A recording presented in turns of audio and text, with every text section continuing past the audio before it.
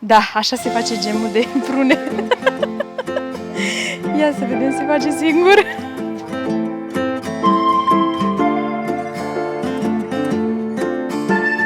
Vă salut cu mare drag! Eu sunt Avi și astăzi, după cum vedeți, nu suntem în bucătărie, ci din nou în grădină. Azi m-am trezit cu un singur gând, dar și cu o poftă de a face gem de prune.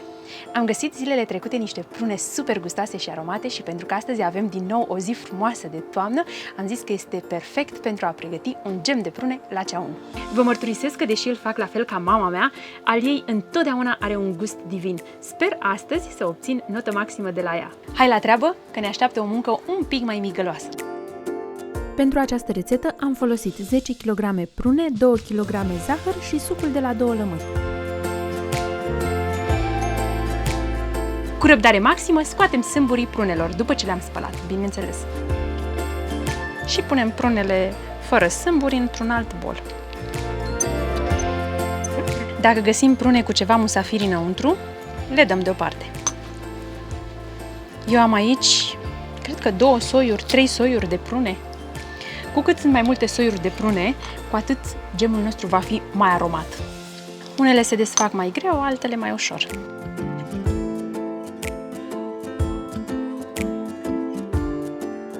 Așa cum ați văzut, am avut ajutoare și am terminat treaba foarte repede, așa că trecem la următorul pas. Așezăm în ceaun un strat de prune, un strat de zahăr.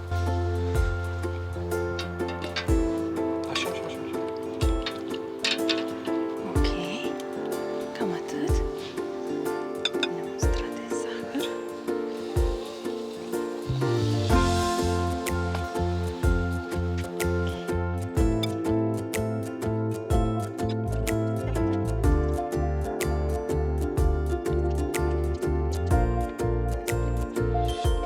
Acoperim ceaunul și lăsăm așa pentru câteva ore. Cel mai bine este de seara până dimineața, pentru că ele își lasă sucul și atunci putem să le fierbem foarte ușor. Pregătim sucul de lămâie. Eu îl storc printr-o sită ca să nu pun și sâmburii.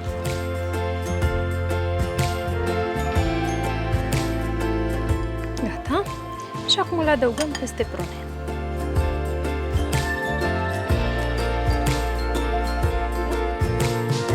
Sucul de lămâie ajută fructele să-și păstreze culoarea. Gata. Au trecut câteva ore, așa că haideți să vedeți cum arată. Dacă se observă, puteți să vedeți aici cât suc și-au lăsat deja, iar zahărul aproape că s-a topit în întregime. Da, mai amestecăm puțin, da? Și dăm drumul la foc. Nu au nici foarte mult suc, nici foarte puțin. Prunele noastre au fost mai tărișoare un pic. Asta înseamnă că o să ne rămână și întregi după ce terminăm de fiert gemul. Și mie îmi place. Tami este fochist astăzi. Ia să vedem. Să nu te arzi, măi, mami. Nu te arzi? Hai să vedem. Știi să pornești un foc?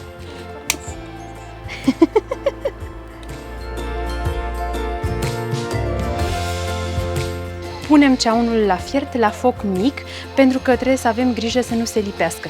Iar ca să nu se lipească, mai adăugăm câteva pietre. Așa făcea bunica mea. Punea în fiecare tuci cu ce făcea ea acolo, gem, zacuscă, bulion, punea câteva pietre, ele se duc pe fundul tuciului și când amestecăm, ele se amestecă acolo și nu dă voie să se lipească. Opa! Așa sperăm și noi, să nu ni se lipească. Bineînțeles că pietrele le scoatem la final, Tami, că nu le lăsăm, mami, nu le gustăm, nu știu dacă cineva are curiozitatea să vadă ce gust au. Dar le-ai numărat să vezi câte am pus? Câte au fost? Eu cred că au fost 6. Până începe să fiarbă, întâi ne afumăm. Că așa e pe lângă tuci. Au cam multă zeamă. O să fierbem cam mult la el. Să știți că și cantitatea de zahăr și fiertul la tuci diferă în funcție de fructe. Cum fructele și anul ăsta și anul trecut au fost foarte dulci, cantitatea de zahăr trebuie să fie foarte mică. Iar la fiert, în funcție de cât de mare este tuciul, fierbe mai mult sau dacă este mai mic, fierbe mai puțin. Dacă sunt mai zemoase, la fel trebuie să le fierbe mai mult. Eu am să vă spun exact cât le fierb pe ale mele. După cum vedeți, au suficientă zeamă. Așa se lucrează la noi. Unii stau și alții muncesc.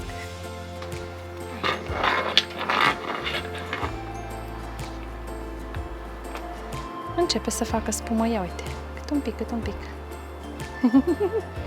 Ce frumos se aud pietrele pe fundul ceaunului.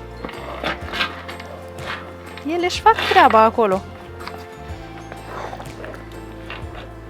Și noi ne facem treaba. Pua, dacă n-ar fi fum. Deși relaxăm, amestecăm și la tuci. Între timp și mâncăm smochine. Ia să vedem, mai găsim noi smochine, că verzi sunt o grămadă. Uite, asta e perfectă. Hei, Bita, ce ai găsit tu aici? O, bun, bun. Uite aici, mai avem una coaptă. Da. N-avea, dragă, un gândac. La anul știi ce vom face, Tami? Abia aștept. Gem de smochine. Abia aștept. Începe să fiarbă. Acum trebuie să avem foarte mare grijă că spuma aceasta se va umfla și dacă focul este mare o să dea peste. În sfârșit a început să fiarbă. Uite, fierbe în clocot. Ce bine! Pietricelele noastre. Cu o spumieră avem grijă să îndepărtăm această spumă de deasupra. Oho, ce a început să fiarbă!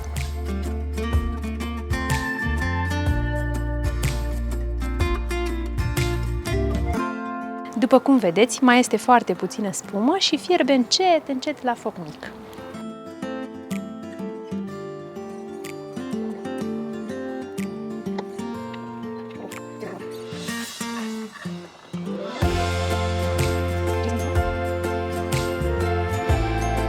În momentul acesta nu mai avem spumă, deci am să vă spun din momentul în care spuma a dispărut complet, cam cât l-am lăsat eu la fiert.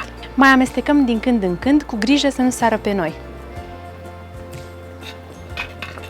Oho! Uite ce sare, că e focul mare!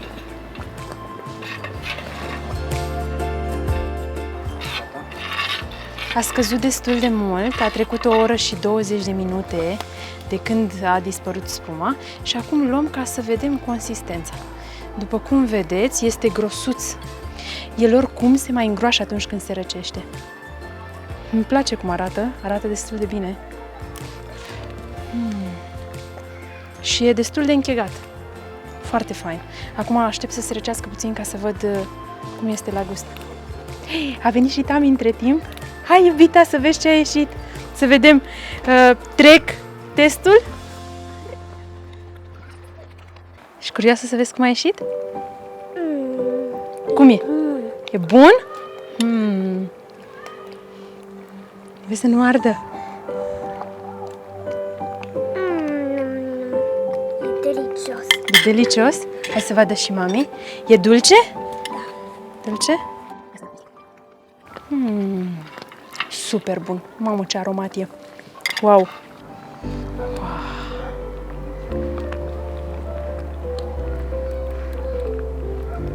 Arată foarte bine.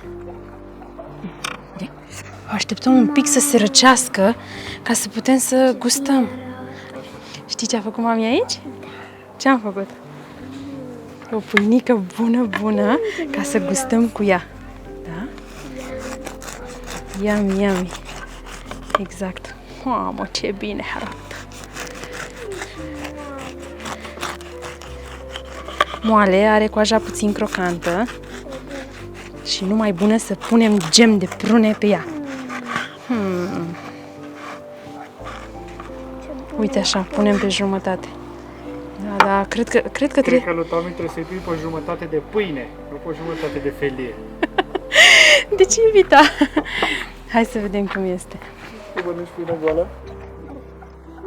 Da, stai puțin că încă arde. Eu îți spun, și mai mult îți spun. Să știi că stă pe felie și e încă cald. Da, e foarte cald. Deci, cred că s-ar putea să trecem testul. Tu până mănânci gem te saturi de pâine. E bună și pâine. Păi da, știu. Și acum așteptăm puțin să se răcească. Miroase exact așa cum mirosea la mami. A gem de prune. Mamă, ce bine arată. Este momentul testului adevărat pe pâine. Să vedem ce gust are.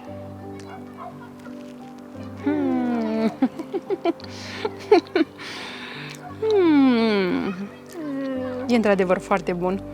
Este delicios. E aromat.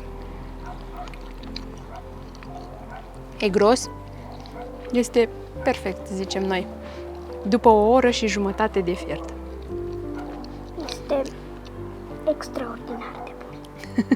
Trebuie să încerce și ei, nu?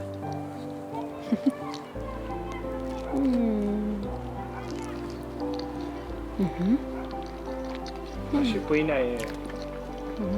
Pâinea este delicioasă. Și pâinea e foarte bună. Între timp am sterilizat borcanele în cuptor la 150 de grade Celsius pentru 20 de minute. Lăsăm gemul nostru la jar, după care îl adăugăm fierbinte în borcane fierbinți. Capsăm cu capace noi și păstrăm gemul în bucătărie până la răcirea completă. Apoi îl depozităm în cămară. Gata și borcanele fierbinți. Da? Și acum... Să știți că acesta este gemul copilăriei mele. Era delicatesa noastră preferată. Era desertul nostru preferat, gem pe pâine. Dacă aveam asta, nu ne mai trebuia nimic. Să știți că încă îl ador. Și astăzi a rămas gemul meu preferat.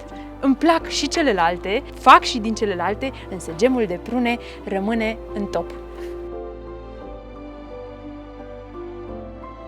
Hai, Tami, să-ți arăt ceva.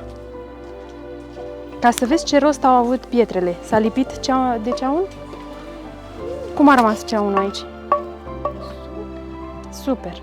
Deci au și pietrele un rost. Da, să nu se lipească conținutul de ceaun.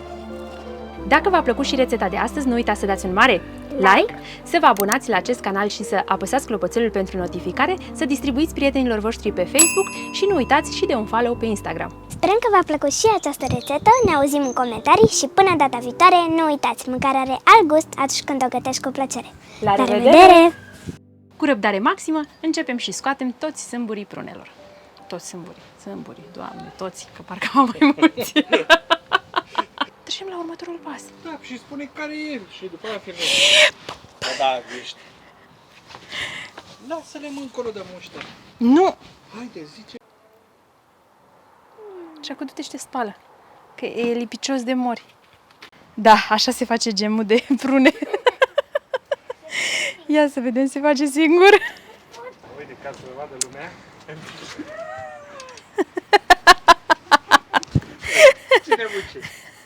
Cine muncește? Cine muncește și cine stă? Mami se preface că muncește. Tati muncește. Vai, vă las pe voi. Hai să vedem ce faceți. A zis că mami se preface. Exact. Ia să vedem noi ce gem faceți voi. Super! Da? O mamaie. O sun pe mamaie și ce? Amestecă mamaie în tuci? Dacă stă lingura... Da, e gata.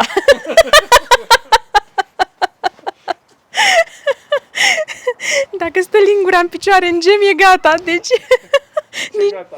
nici n-a fiert. Să nu